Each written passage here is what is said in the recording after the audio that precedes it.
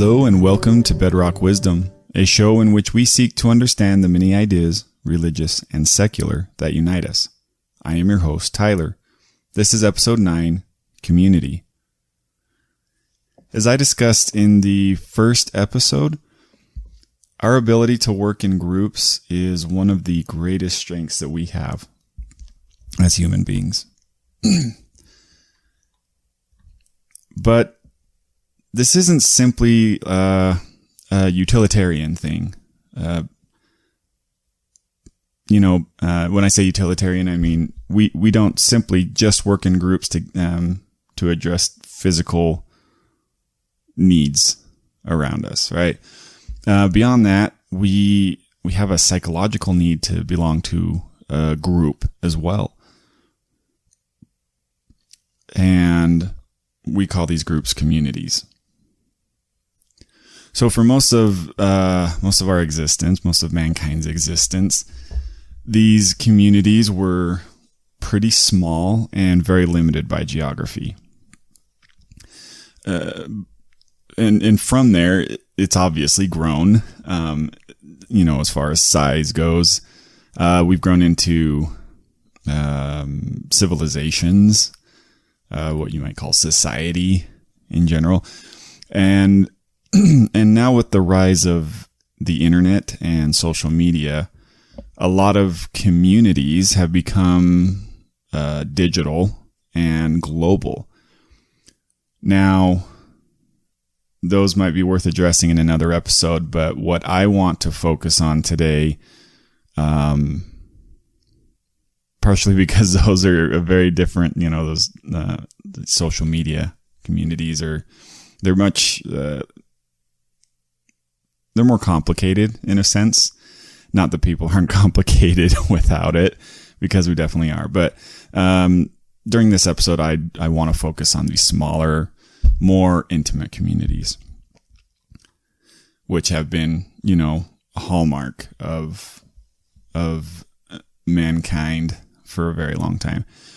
Now, these communities are extremely important to the well-being of not just individuals, not just us as individuals, but for groups as a whole, for the well-being of a group as a whole. There is an article that was written on happiness.com by Adi Marquez, and she emphasized in this article 7 benefits that community offers.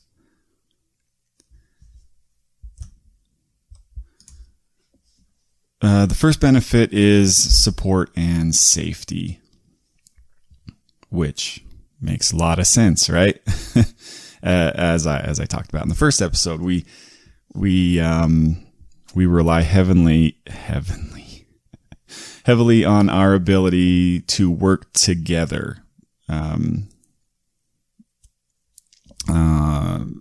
I said, that's our strength as far as our existence in the natural world. That is very much a strength of ours.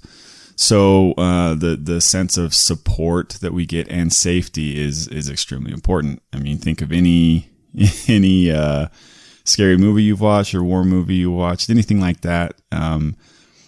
It's not uncommon to see, it's late, everyone's tired. So most of them go to sleep, but somebody stays awake to keep watch, right? You can't do that on your own. That's not an option.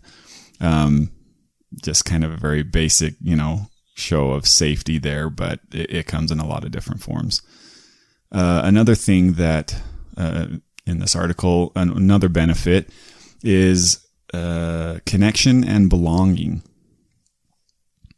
We are social creatures. We don't do well on our own for extended periods of time. Some of us can do better than others. And as we've been, looking into a lot of these different religious belief systems, some people have trained their minds to do some pretty incredible things. But really, in general, we require connection. We require a sense of belonging.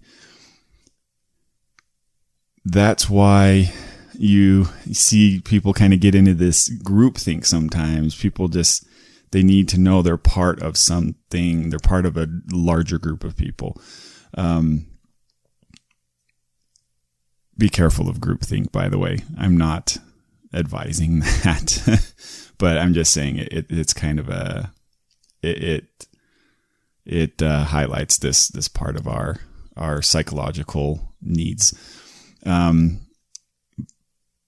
But really that comes with a lot of benefits. Purpose being one huge one. Another benefit is influence. Now this can be influence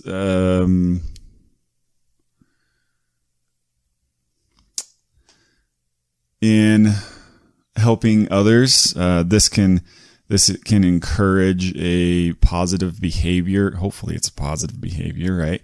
Among members of a group. We talked about earlier in the episode on relationships, how people who have a close-knit relationship with a partner, or other family members or really close friends, they tend to have better ability to recover from illnesses. They have a better or a lower likelihood of getting into destructive habits.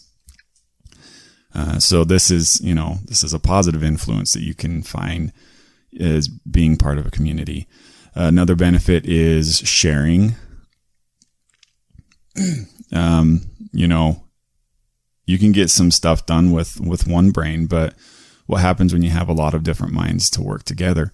So sharing can come in the form of sharing knowledge, experience, something that I feel like we've maybe lost touch with in a very sad way in our modern world. In modern West, is the ability to learn from the experiences of those who have come before us. There's traditionally, in most communities, there was a high level of respect for the elders in the community. And this was a large reason of it. They had experiences they could share that would benefit people. They'd lived through things that the younger people hadn't experienced yet, and they could bestow that wisdom on them to help them as they went through their life experiences. Sharing can also come in the form of just like physical sharing. So we have some neighbors, for example, who we often will go back and forth to, let's say if you're making something and you need a certain ingredient, you need some sugar, and you check your pantry and you realize, oh, dang it, I'm out of sugar. Instead of having to hop in the car, drive to the store, spend a bunch of money on a whole new thing of sugar, sometimes we'll go over to the neighbors and ask if we can borrow a cup or whatever it is. And they return the favor. So we kind of have this mutually beneficial relationship with them, which, that's a pretty big deal. That's huge, especially if you belong to a smaller community that is much more dependent on each other than systems outside of that. But it also creates a type of bond there that you're not going to get from Walmart or Amazon, right? So sharing is a huge benefit of being part of a community. Another one is learning. I guess I kind of already touched on this, but we can learn from the elders. We can learn from just other people in our community who have experience with different things. I mean, if you're having some, computer issues, maybe a guy in the neighborhood is a technician, and you can go to him for some advice. Now I know a lot of what I'm talking about might seem weird to those who've grown up in, the YouTube generation, but, there's certain things that, well, you can get lost in YouTube, first of all. And there's certain things that just talking to someone directly, has its benefits over. Other benefit number 6, if you're keeping track, is acceptance, which is a big deal. If you're part of a community that accepts you for who you are, flaws and all, right? Because I think the people you're closest with, they're going to be the most familiar with your flaws. And if those people are willing to accept you despite that, that's huge. This is something different than what you get in social media world, where everyone's profile is curated and, all the images are doctored. People are only talking about the cool things that are happening in their lives and not the struggles. You don't get that in social media to the same extent as you do in real life, in your real life relationships. So acceptance is a huge one. And then, according to this article, number 7, you get more connections or more chances of success. And I read this as, in some way, this is, you talk about networking when you're looking to get into a career, right? It's really important to network, to meet people who are familiar with that career or have connections. And if you have a close relationship to people in your community, you're more likely to be able to find or have those opportunities, those connections. So a lot of, really good benefits. And these are what were written about in this article, but I'm sure there's a lot more if we just thought about it a little longer that we could come up with. So I wanted to highlight a few unique communities that stood out to me in my understanding of the world. I'm sure there's many more that I'm not aware of that would be fun to talk about, but we'll just highlight a few here. One that really stands out, if you're from the United States, or I'm sure people in Europe are very familiar with them as well, but around the state of Pennsylvania, there are a number of communities who are referred to as the Amish. And the Amish stand out as a very unique community in modern day America. So what really what makes these people stand out is their decision to live life much the same as people did before the advent of many modern technologies. And I'm not just talking cell phones and tablets. I'm talking about like electricity. So these people live in very traditional communities, something, if you went, it'd feel like you were stepping back into the 1800s.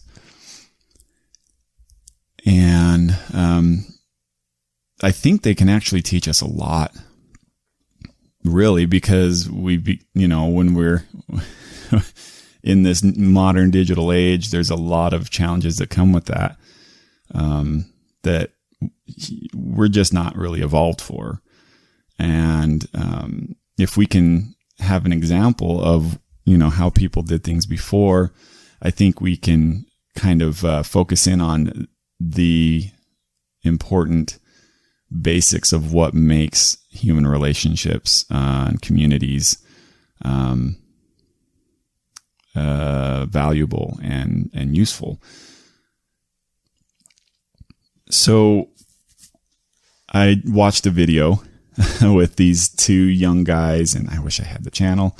I'd have to look that up. But these 2 young guys went into an Amish community to find someone who would be willing to let them stay with them for a couple of days. because they're genuinely interested in seeing what the Amish lifestyle is like. It was a really cool video. I'll have to find a link for that. But they finally found a family that was willing to let them be there, and they were talking to the father and asked him, what do you value about your way of life, and how do you guys, what do you guys do? And he talked about certain aspects of their community. So first of all, these people are very tight knit. You can imagine living such a unique lifestyle that would strengthen your bonds with each other in a sense, because you have more in common with each other than anybody else. But the father, he talked about how it's common for them to support each other physically. For example, it wouldn't be unheard of if somebody had a fire or something, lost their barn, or I don't know, maybe I'm assuming a young family is trying to get started, and the whole community will come together and they'll do a barn raising. If you've ever heard of a barn raising, the whole community comes in and builds up a building together, and they make quick work of it, which is pretty cool.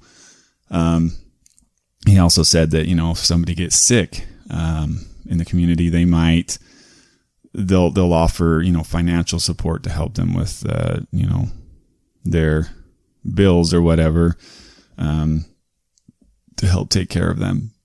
And I'm sure these are the two examples he gave, but I'm sure these come up in a lot of other ways, but they take care of each other. And, think about it. If you don't depend on modern technologies, you're much more likely to depend on the actual people around you for things such as, entertainment, a good discussion, getting some work done, being there for emotional support, whatever it is. So, that was quite interesting. And I'm sure there's a whole lot more to say about the Amish people, but they're also not from what I understand, they're not necessarily excited about having spectators all the time. They're just trying to live their life the best way they feel they are able to. And so, because the Amish are Christian, I have a quote from a Christian, but not necessarily an Amish man, that highlights the value of having a close community. This is from Dietrich Bonhoeffer, and he said, quote, "A Christian fellowship lives and exists by the intercession of its members for one another, or it collapses. I can no longer condemn or hate a brother for whom I pray, no matter how much trouble he causes me. His face, that hitherto may have been strange and intolerable to me, is transformed in intercession into the countenance of a brother for whom Christ died, the face of a forgiven sinner." End quote. I really like that, because you think about how many problems there are in the world, and how much us versus them thinking there is. So this really is a true strength of a close community that has similar beliefs about the world, so similar ideas about things. I love how he says, "I can no longer condemn or hate a brother for whom I pray, no matter how much trouble he causes me." He sees that person as a fellow struggler in life, essentially. And this is something that I think is hard to find in our modern era, where you can go online and find communities of people that have all the same kind of ideas and thinking as you. It's great to have a support system in that sense, but there's also something to say for having to go through the struggle of learning how to tolerate other people who you might not necessarily agree with everything on.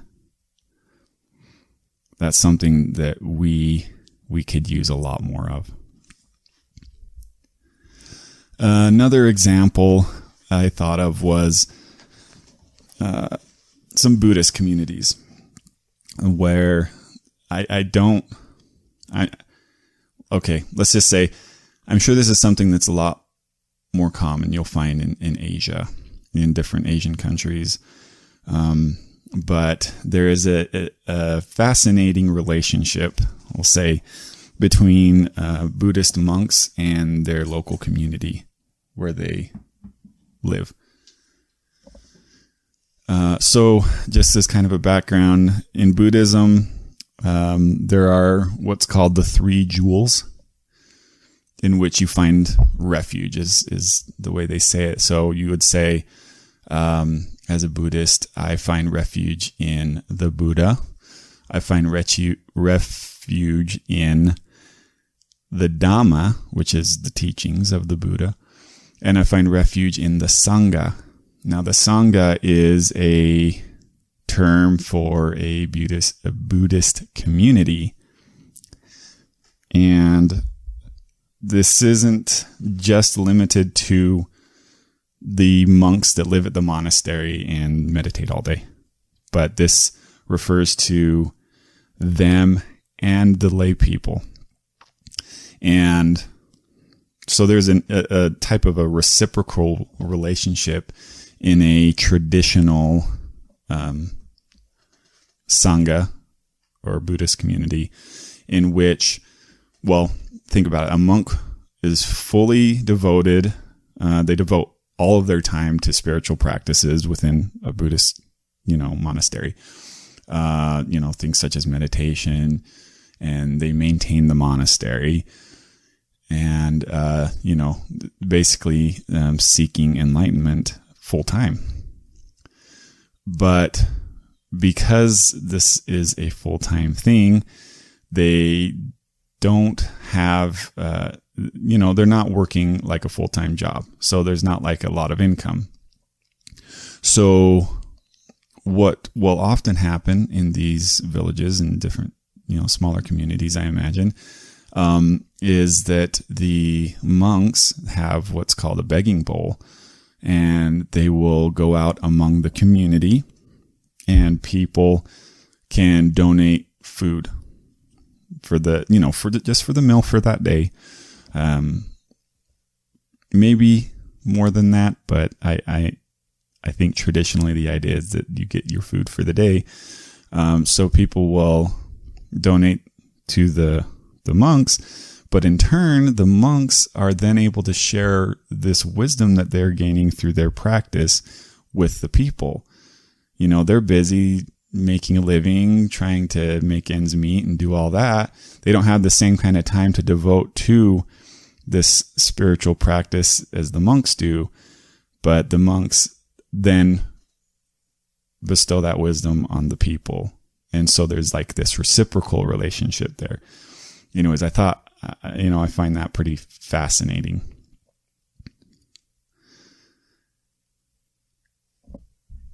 And one other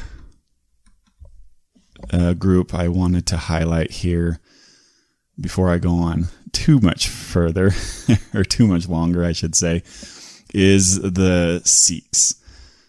Now, the Sikhs, just as a little background, just because this is stuff I'm learning, so I'm going to share it with you. They are a monotheistic religion, meaning they believe in a single God, but they're pretty unique among monotheistic religions as far as we generally tend to hear about them here in the West. We're used to like Christianity, Judaism, even Islam. But what is unique about the Sikhs as far as their basic beliefs go as monotheistic religion, they are very open. Well, first of all, to the idea that God is able to manifest in many different forms. So that will, they will recognize many other spiritual teachers in different spiritual faiths. You see the Sikhs believe in reincarnation like the Hindus do. And they believe that, you can be reborn in the next life in any form. And so there's kind of this global human, web of life that comes along with that. So in many ways, this tradition is a type of universal religion.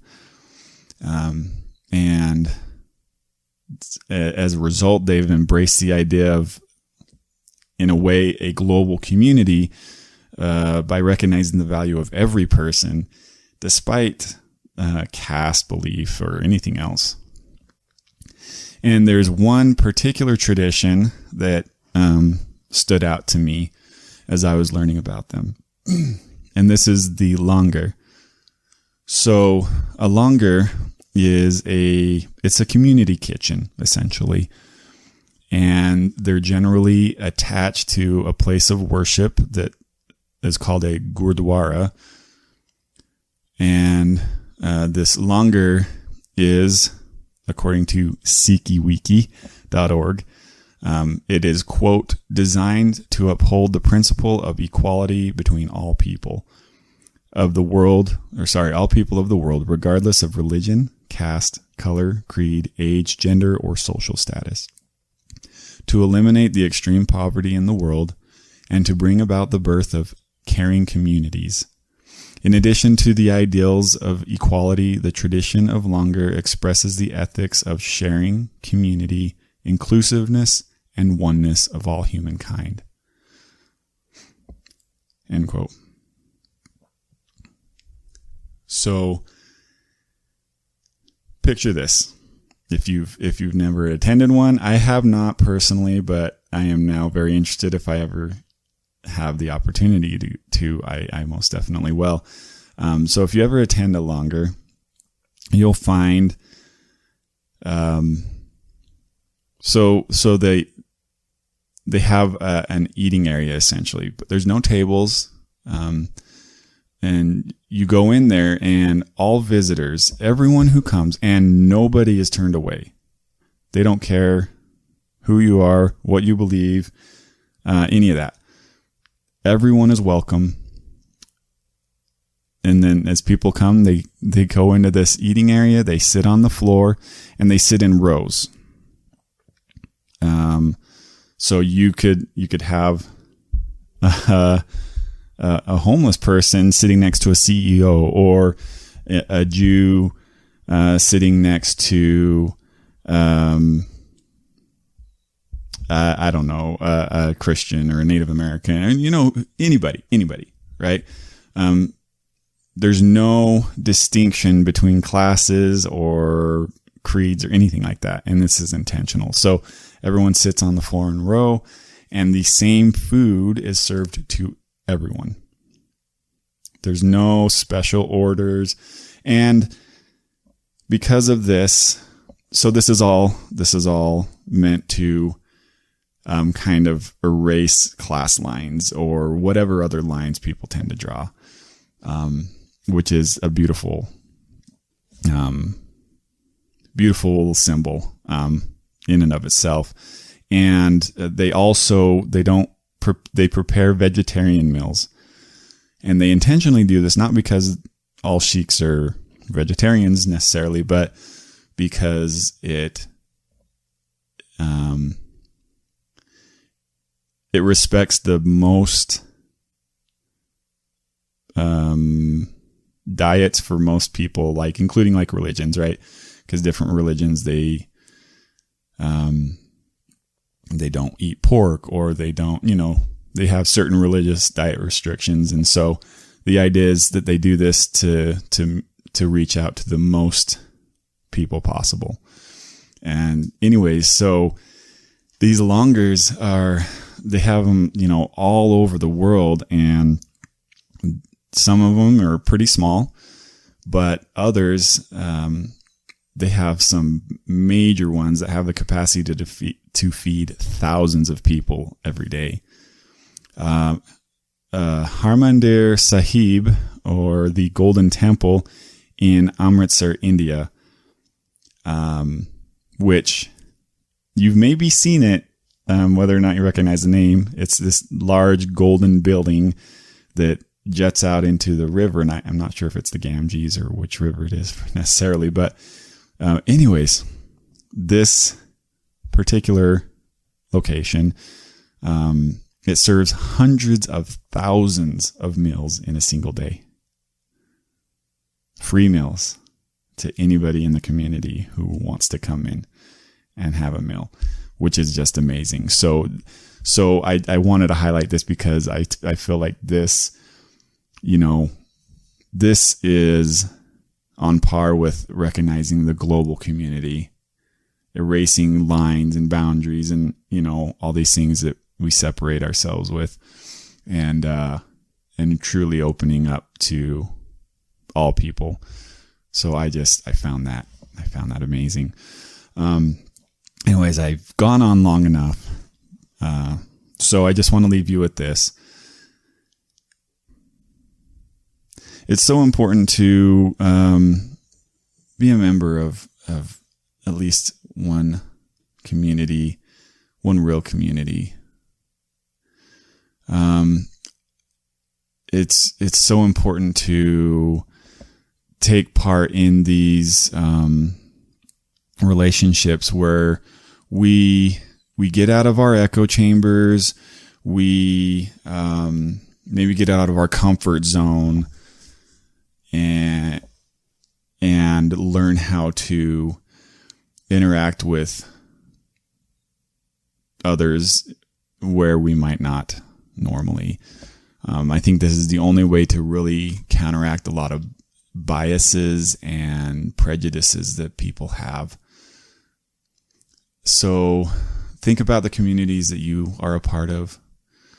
Think about those opportunities you have to learn from others or to teach others.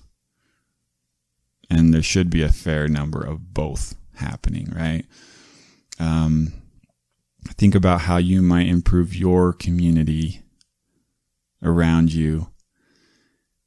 And let's just work to improve our little space of physical reality we have around us, for the better. Thank you for listening. I'll catch up with you next time. Bye.